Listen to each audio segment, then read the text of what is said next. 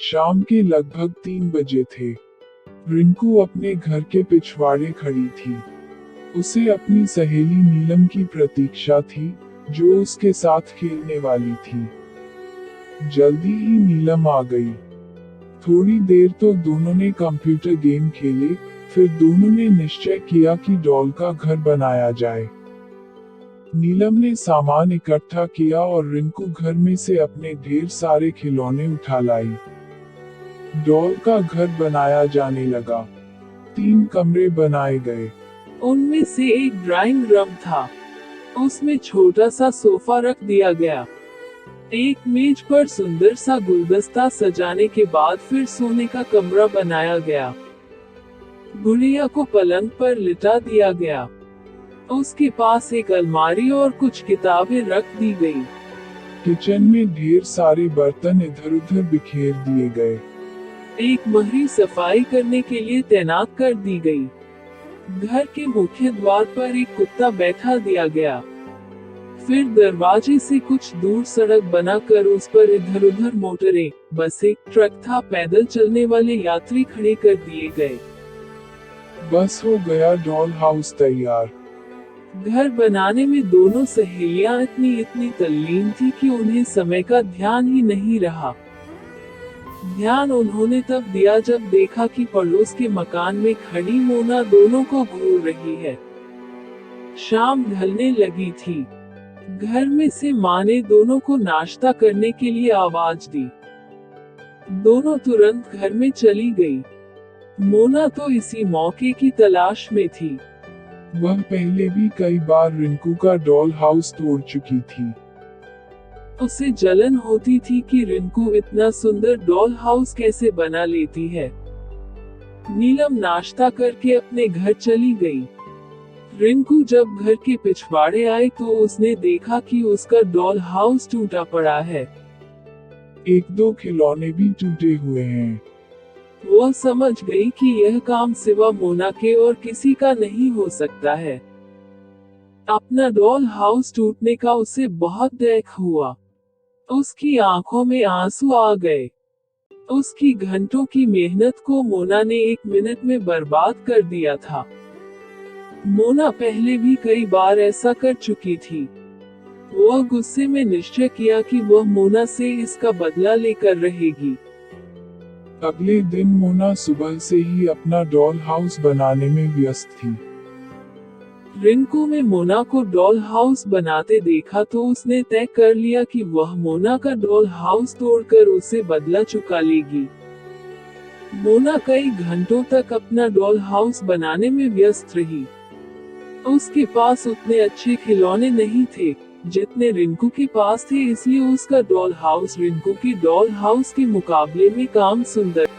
वैसे मोना ने बड़े चाव और लगन से वह घर बनाया था। घर बना चुकने के बाद वह अपने घर चली गई। उसके अंदर जाते ही रिंकू चुपके से मोना के घर के अहाते में घुसी और उसका डॉल हाउस तोड़कर तुरंत अपने घर वापस चली आई। रिंकू समझ रही थी कि ऐसा करने से उसका कलेजा ठंडा हो जाएगा, लेकिन भला चोरी से किसी की मेहनत बेकार कर देने के बाद किसी को प्रसन्नता हो सकती है। रिंकू की उलझन इतनी बढ़ गई कि दोपहर को उसे खाना तक नहीं खाया गया। वह मेज पर मम्मी और पाप के साथ खाने बैठी तो एक भी कौर गला से उतारना उसके लिए मुश्किल होने लगा। मम्मी ने पूछा, क्या बात है रिंकू? पर वह चुप रही। मम्मी ने सोचा, शायद धूप में देर तक खेलते रहने के कारण रिंकू सुस्त है। वह रिंकू को उसके कमरे में आराम करने के लिए लिटा गई। पर रिंकू तो मोना और उसकी डॉल हाउस के बारे में सोच रही थी। मोना का डॉल हाउस तोड़कर उसे बहुत ग्लानि थी।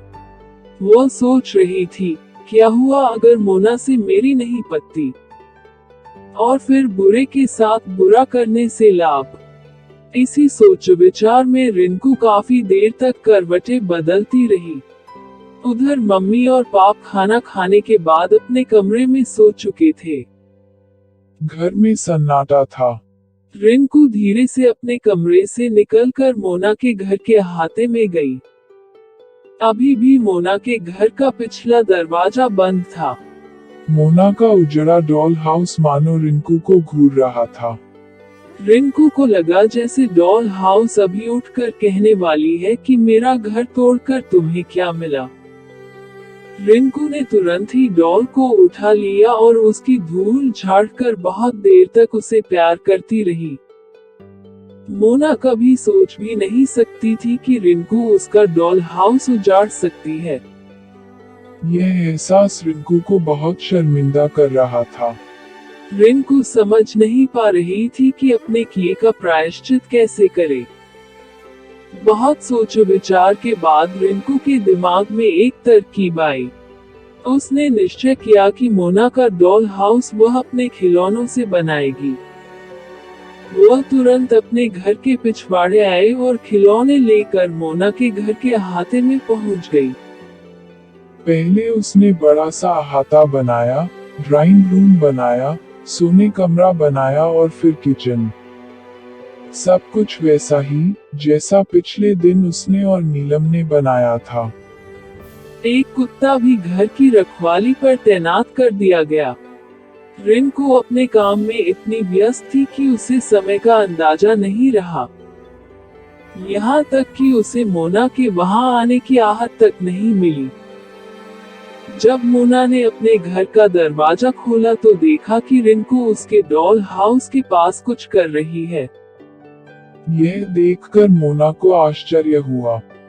उसका आश्चर्य तब और भी बढ़ गया जब उसने देखा कि रिंकू अपने खिलौनों से उसका डॉल हाउस बना रही है। मोना सोचने लगी कि उसे जब भी मौका मिलता है तब वह रिंकू का डॉल हाउस तोड़ आती है और एक रिंकू है जो अपने ही खिलौनों से उसका डॉल हाउस सजा रही है। अब मोना को अपने किए पर पछतावा हो रहा था। वह नाहक ही हर किसी से लड़ती रहती है। इसी बीच आहट पाकर रिंकू ने पीछे देखा। इससे पहले कि मोना कुछ कहती, रिंकू ने कहा, मोना, मुझे माफ कर दो। दोपहर में मैंने तुम्हारा डॉल हाउस तोड़ दिया था। ऐसा मैंने तुमसे बदला लेने की नियत से किया था, पर तुम्हारा डॉल हाउस तोड़ने के बाद मुझे बहुत दुख हुआ। दोपहर भर में सोचती रही कि अपने किए का प्रायश्चित कैसे करूं। इसलिए मैं तुम्हारा डॉल हाउस फिर से बना रही थी। आशा है तुम मुझसे नाराज नहीं होगी और मुझे माफ कर दोगी। मोना को रिंकू के शब्द भीतर तक चुभे जा रहे थे। उसने आज तक अपने किए पर पछतावा नहीं किया था, पर रिंकू का व्यवहार उसे मजबूर कर रहा था कि अपनी सब गलतियों को कबूल कर ले और रिंकू से माफी मांगे। अतः उसने कहा, रिंकू, मैं बहुत खराब लड़की हूँ।